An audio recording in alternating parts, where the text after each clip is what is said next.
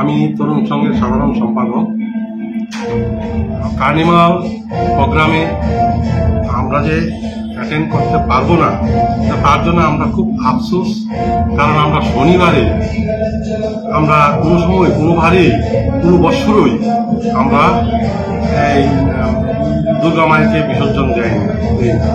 তার জন্য আমরা যেহেতু শনিবারে কার্নিভাল প্রোগ্রামটা হয়েছে, তার জন্য আমরা এটা বন্ধ রেখেছি। আমরা রবিবারেই আমরা দশমী করবো মায়ের।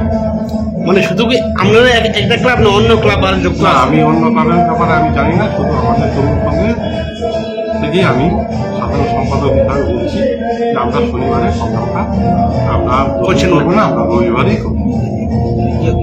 রবিবার মানে টাইম কয়টা? রবিবারে দুপুর 12টার সময় আমরা প্রোগ্রামটা বের হবো। এরপরে সেরে আসতে যতটুকু সময় লাগে।